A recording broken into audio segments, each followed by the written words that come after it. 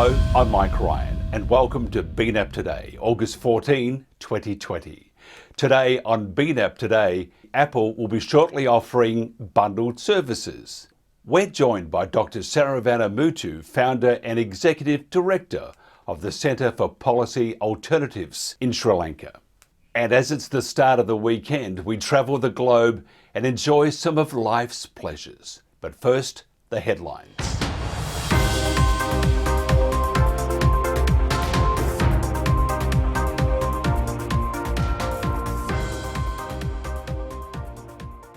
Apple is reportedly readying a series of subscription bundles that will let customers sign in for several of the iPhone maker's digital services at a lower monthly price. Apple is about to take a page from Amazon. The iPhone maker is reportedly planning to offer a combination of its digital services in subscription bundles at a lower monthly price. Bloomberg News says the bundles, dubbed Apple One, are set to launch in October along with the company's new iPhones. It says the bundles are aimed at generating more recurring revenue and loyalty in the same way Amazon's Prime service offers free shipping with video streaming and other services for a monthly or annual fee. Apple has been focusing on expanding sales of services as consumers have slowed their pace in upgrading their iPhones. Toward that end, Bloomberg says Apple is developing virtual fitness classes that will be offered in a higher-end bundle. Users would access the classes through apps on their Apple devices. It reports that would put Apple up against Peloton and Nike, who are benefiting from the millions of Americans now exercising at home. Bloomberg says the subscription bundles would save consumers $2 to $5 a month, depending on the package chosen. Apple did not immediately respond to a request for comment. Shares of Apple rose 2% Thursday morning as the company edged closer toward a market capitalization of $2 trillion. Coming up next, we head to Colombo, Sri Lanka, and speak with Dr. Saravanamuttu.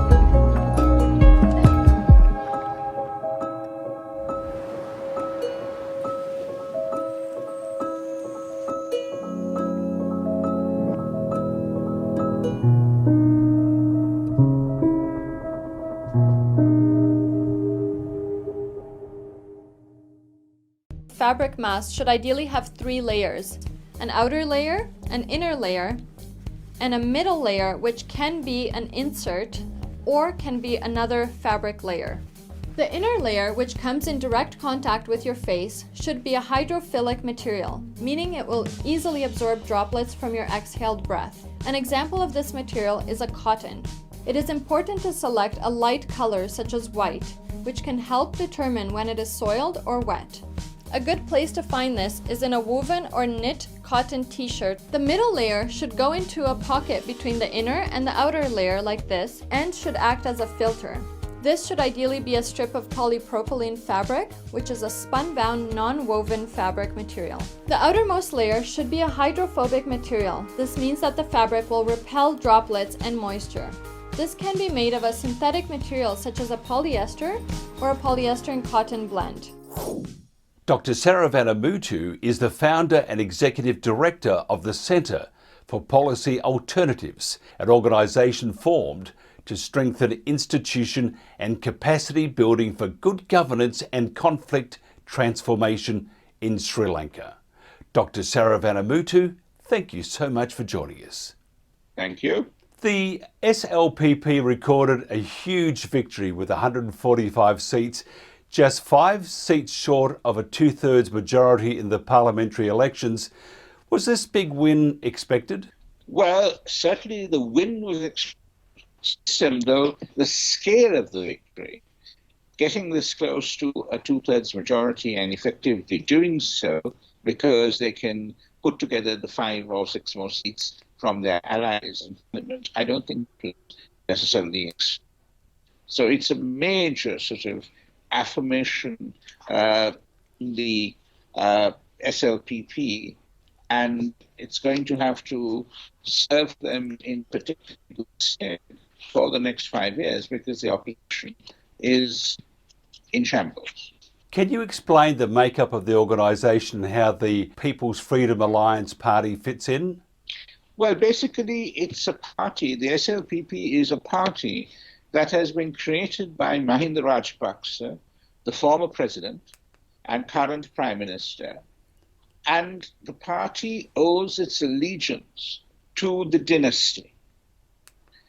They basically moved out with the local organization of the Sri Lanka Freedom Party and all the organizational apparatus and created a party of their own.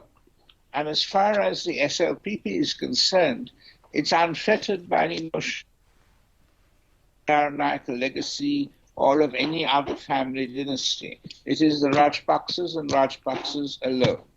And so the chairperson of the party is Professor G.L. Pires, the current Minister of Education, a very strong Rajapaksa loyalist, and all three, particularly Basil Rajapaksa, who is not in parliament because he cannot stand for election as a dual national, he is the real brains behind the whole organization of the SLPP. What is the most significant aspect of this huge win in your eyes? Well, the most significant aspect of it is that Sri Lanka, for better or for worse, has, since independence, operated on the notion that it is a country based on the notion of unity in diversity, of many peoples coming together to form the polity of Sri Lanka. The Rajapaksas are putting the singular Buddhist, that is the identity of the majority community, giving it primacy above all other identities. That's one. Secondly, they're doing this, particularly Gotabaya Rajapaksa is doing this with a strong military mindset. Apart from the established government of the day, there are a whole lot of task forces that have been set up, which have been populated by people with a mindset. So it's authoritarian, it's majoritarian, and it's also got a large dose of militarism in it as well. Do you expect the Constitution to be amended this term, and what process will be followed? Well, they will use their two-thirds majority to make whatever amendments. I don't think we will get a new constitution or get constitutional amendments that would require a two-thirds majority plus a referendum. I think they will consider that far too disruptive. So I think what will happen is that the 19th Amendment, the amendment passed by the previous government, which ensures that power passes to the Prime Minister, reverses the balance of power of powers in favor of the Prime Minister. I think all of those will be amended. And the independent commissions that were set up, that too would be amended. The the term limits on holding the presidency, that too will be amended. Why is it seen to be a good thing to increase the president's power at the expense of the government's? Well, this is the thing, is that this is the notion that we have in Sri Lanka of strong, decisive leadership. And given that we won the war against the LTTE, given that we had the horrendous carnage of the Easter Sunday bombings in 2019, and the absolute vacillation and indecisiveness and disunity of the last government, strong leadership seems to be the order of the day. What other major changes do you see for domestic policy and foreign policy then? So domestic policy will be very much this assertion of this identity. It'll come in all sorts of forms, in the educational system, all of that. Also, I think there is going to be, and there has been a task force that has been set up on ensuring that there will be a law-abiding, righteous, and disciplined society, plus looking at the archaeological aspects of the eastern province, which is Sri Lanka's truly multi-ethnic province, in addition to the western province. So that will come through the domestic side.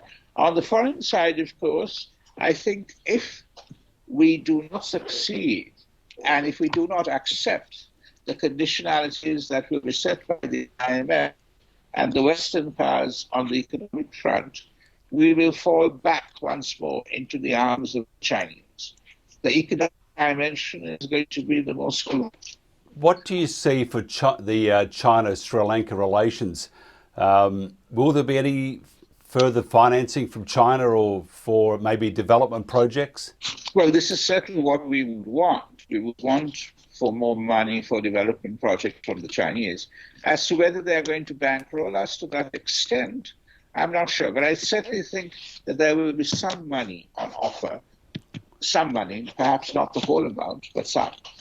The SJB got 54 seats. Can they be much of an opposition? Well, I mean, they could. I mean, I think it depends very much on the commitment and the ability of the members of parliament to mount that opposition. I mean, we've had spirited oppositions in Sri Lanka's parliamentary history where the opposition has been, reduced to 6 or 7 seats and in some cases 2 or 3. So I don't think the numbers as such is the issue. The SJB ran a platform which was a sort of Rajapaksa light. They didn't really come up with a proper alternative. And so I think they need to look at that. There's no, I don't think there is a lot of popular traction with the notion of coming out as a Rajapaksa light. Can you tell us about the Centre for Policy Alternatives and what major areas of work you have recently undertaken? Well, we're basically a think tank, a public policy think tank. We work on issues of governance and conflict resolution from a human rights perspective. So we work on it through research as well as advocacy, because we believe that policy alternatives that we identify need to be advocated in public and with the opinion and decision makers, or else they gather dust in a shelf. We therefore work on constitutional reform, legal reform. We take cases to court. We take the government to court on public interest litigation, on impending legislation, as well as fundamental rights cases. We have 3 civic media websites, the most famous being Ground Views, the English version. We also have Social Indicator, which does polling, as well as the Center for Monitoring Election Violence, which monitors all the national elections. And so we did the monitoring of the last presidential election and the general election as well. How do you see the future for Sri Lanka at the moment? Well, as I said, a lot depends on how the government deals with the economic situation that it has inherited.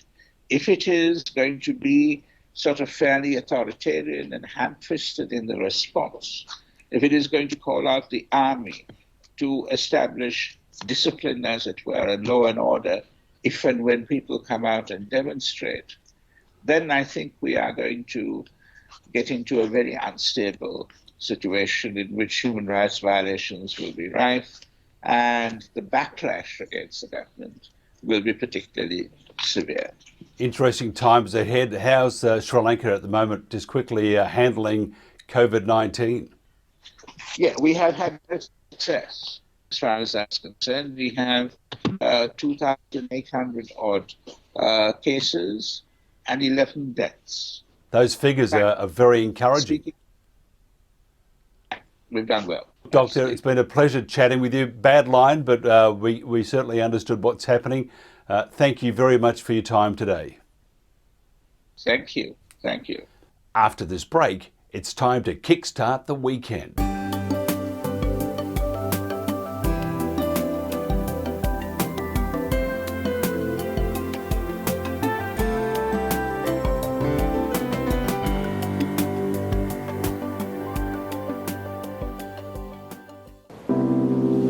These feelings are waiting for you to come back. From the north to the south, from northeast to west, from world-famous beaches to untouched islands. From time to time, from place to place.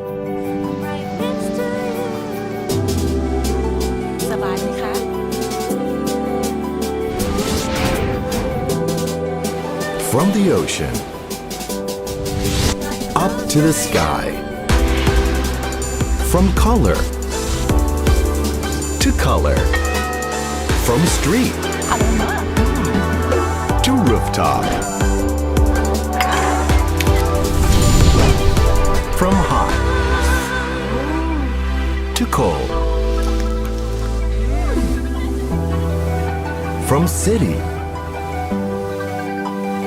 to nature. From traditional to festival. From dusk till dawn. Around the clock, around the country.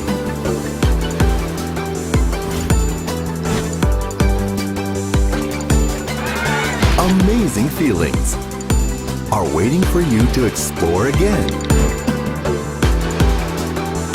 Once the world is ready. Until we meet again. Amazing Thailand.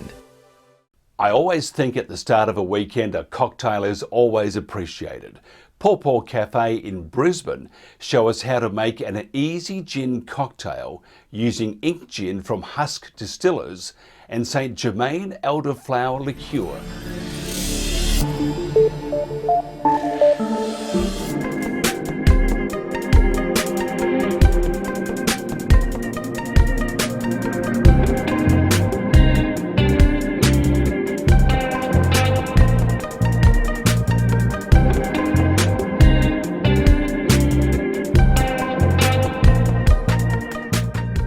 White beaches, palm tree lined shores and some of the best diving in the world. See how the Sevu Sevu Islands in Fiji is protecting its environment with Jean-Michel Cousteau. Of all my adventures in the world, Fiji is my favorite destination on the planet. Fijians are the nicest people I have met in one of the best places in the world. Scuba diving in Fiji is world-renowned, with dazzling and colorful coral reefs, walls covered with beautiful soft corals, multitudes of coral tropical fish, and some of the best shark dives. The south coast of Vanuatu Island, near the town of Savu Savu, is known for its white sandy beaches, palm tree-lined shores, clear tropical water, and its sustainable industries and tourism. While in Savu Savu, I love to visit Nukumbalauru village to enjoy Fijian family-based culture of living in the village, sharing kava ceremonies, traditional dance, their love of children, and to buy their arts and crafts. Resorts in Fiji incorporate green systems like local farming and wastewater treatment ponds that filter water to minimize their effects on the environment.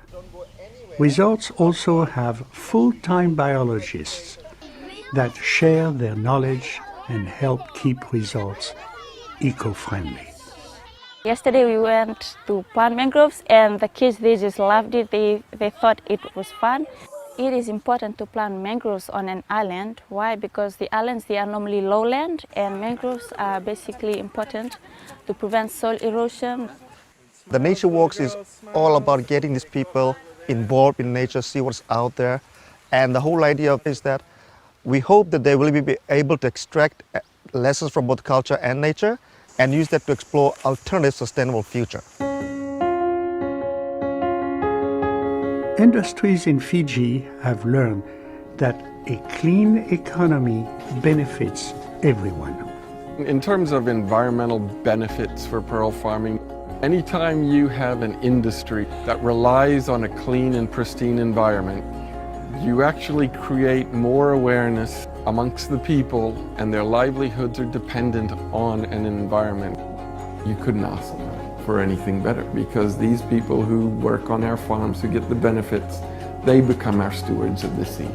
They become our #1 advocates in protecting this marine environment. Sharing our role in terms of ecotourism with guests and people who visit Sabu Sabu is part and parcel about how important pearls can be and how important it is that we preserve this environment. That's what pearls represent, blue economy.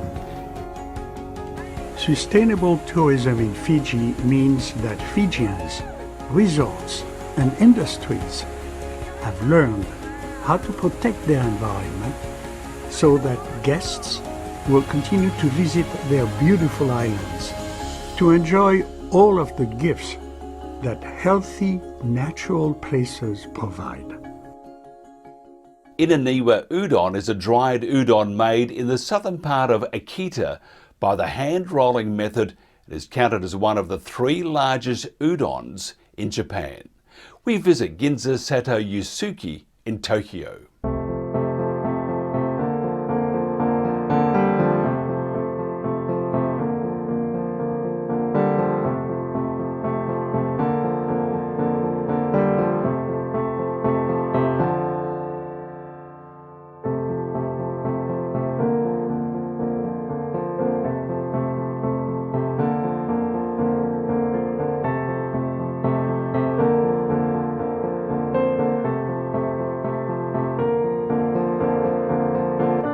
干しうどんっていうことですよね。他のうどんと違うっていうことは、あとはもう本当に小麦と水と塩しか使用してないと。秋田のその稲庭っていうところが小麦が盛んな地域だったんですよ。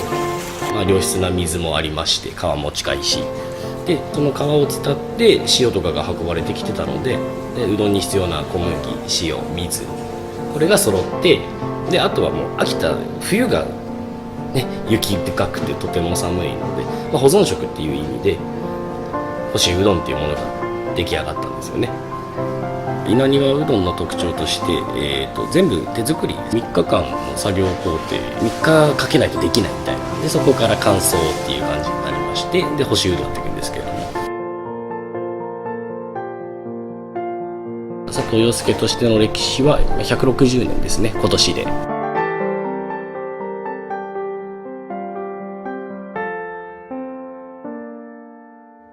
干しがやっぱり命ですので、うどんとして。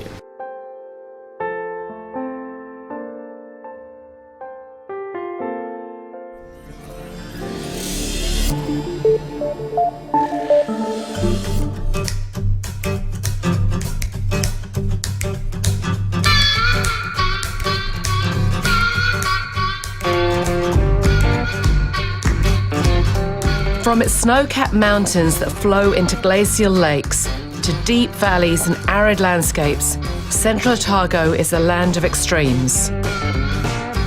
It's New Zealand's southernmost wine region and New Zealand's only continental climate, with no influence from the sea.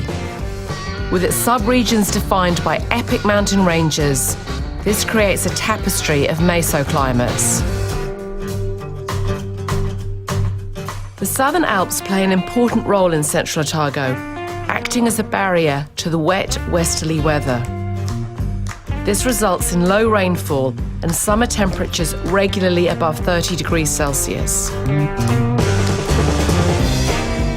Central Otago's soil structure is unlike that of any other region in New Zealand. Formerly known for its gold mining prospects, the ancient glaciers have left behind exposed schist outcrops, deposits of silica, quartz and mica. Mixed over thousands of years with ancient river gravels, this unique blend has created the perfect, free-draining, low-vigour soil. Situated east and a short drive from Queenstown along the spectacular Kawerau Gorge lies Gibbston, Central Otago's coolest subregion.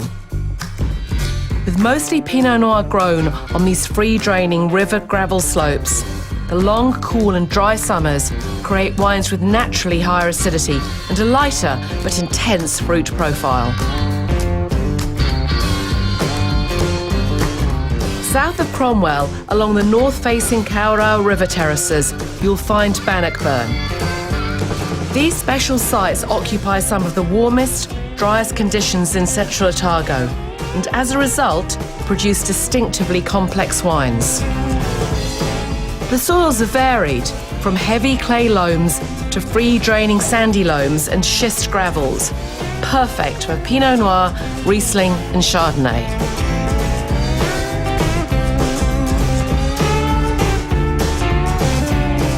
Surrounding the township of Cromwell, this eponymous subregion has vineyards from the valley floor up to the lower terraces, running parallel to the Pisa mountain range.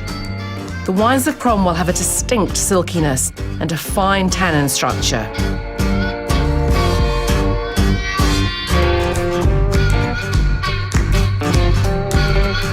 Further up the valley from Cromwell, Bendigo, a true northwest-facing location, is the warmest subregion in all of Central Otago. Vines are planted on the north-facing slopes, with stony soils capturing the region's hot summer sun and releasing this energy throughout the cool summer nights. Along with Pinot Noir, Bendigo is gaining a reputation as having the ideal conditions to produce some of the highest quality aromatic white wines.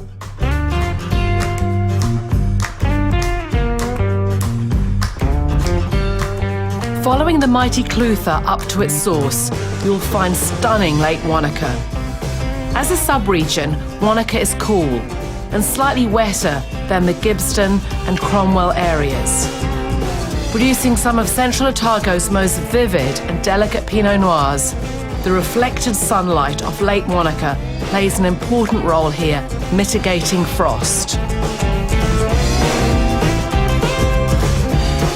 Heading back down the Clutha River to Central Otago's most southerly sub-region, Alexandra, the climate here is as extreme as it gets. The large diurnal range, in both summer and winter, gives the resulting wines a fine structure and vivid aromatics.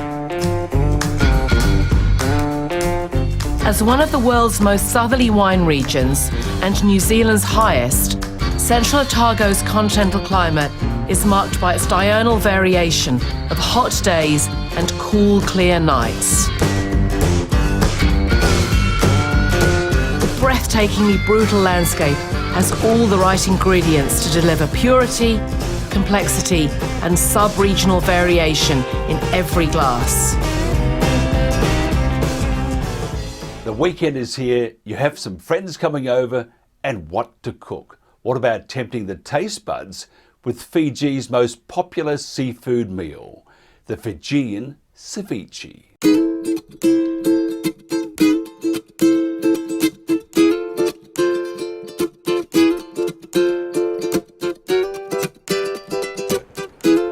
Here in Fiji, we are blessed with a pristine environment. So the freshest organic produce, superfoods, and the freshest seafoods are in abundance here. Today we're going to cook Fiji's iconic kokonda dish. This to me is my favourite dish, and it epitomises the whole seasonality and available of fresh produce here in Fiji. It's our version of the ceviche. It's cured fish in fresh coconut milk. This is the Spanish mackerel. We can get this nearly all year round, and this is my go-to fish when I'm making this dish in Fiji. I've partially cured this one already, but basically we just chop and cure the fish with lemon juice. And this is usually done good few hours, but even overnight. And what it does then is it essentially cooks the fish. And the longer I leave this, the more it'll actually cure. The key to this dish is coconut milk. Here in Fiji, we're so fortunate we can just go down the street, grab a coconut from the tree and just make the milk. But if you can't do that at home, get the tin stuff, that's great. But when you're using tin coconut milk, just have a look and get the most creamy coconut milk. So you can see this is grated coconut. What I wanted to show you is how we make coconut milk here. So this is just a cloth. In the old days, they used to use the barks from the tree just to make the coconut milk. But basically what we want to do is just squeeze out the milk. So that's freshly grated this morning, and I've added a touch of water, but we're squeezing out all that beautiful oily coconut. And coconut here in this region, the tree of life. And it's called the tree of life for many reasons. It helped to sustain this civilization for thousands of years, providing medicine and nutrients. Really easy. It takes a few seconds just to make fresh coconut milk. All this needs is a bit of seasoning, some lemon juice, and a touch of salt. It's one of the easiest things that we can make here, and it's one of the easiest things that you can make at home if you want to put yourself in Fiji, no matter where you are in the world. That's the base. We call this a michi, and what we do then is we add some chopped up onions, tomatoes, and some cucumber. And this just provides the acidity in this dish. And this michi here, we eat this with all sorts of seafood. We can eat this with shellfish, with prawns, with lobster. This is like our version of a dipping sauce here in the South Pacific. Part of our whole philosophy here is tasting the new familiar. So the familiar flavors that we have here in Fiji, but then elevating them to a higher level. I call this one the kokonda martini. It's in a martini glass. I've got this cured fish. My core philosophies here are about seasonality, preservation, exploration, and sustainability. And this dish here ticks all those boxes when we're cooking here in the South Pacific. All different versions of this across the South Pacific, but this is the Fijian version. My fish in there. Then I'm just going to drop this fresh coconut milk on the top. A starter in a glass. Creamier you can make your coconut milk, the creamier this dish is. Here in this region we can get some really weird and wonderful vegetables, like the fern. The fiddle fern is grown here. Ferns are one of the oldest plants on the planet, and again, from the health perspective, lots of goodness in these ferns. And look at these, I just love the shape. They just add great texture and great colour to this dish. We love chili in this region, but fresh chili. So we're very fortunate to get lots of fresh chili here. So this dish, a touch of chili on the top, piece of lemon, and there you have it. It's really fast. Kokonda, Fijian kokonda. Fresh. Fish, coconut, the ferns, lemon chili. This epitomizes what Fiji's all about. Welcome to the new familiar. We can't wait to welcome you back to our shores. Now I'm hungry, and that's it for BNAP Today, August 14, 2020. Have a great weekend. I'm Mike Ryan.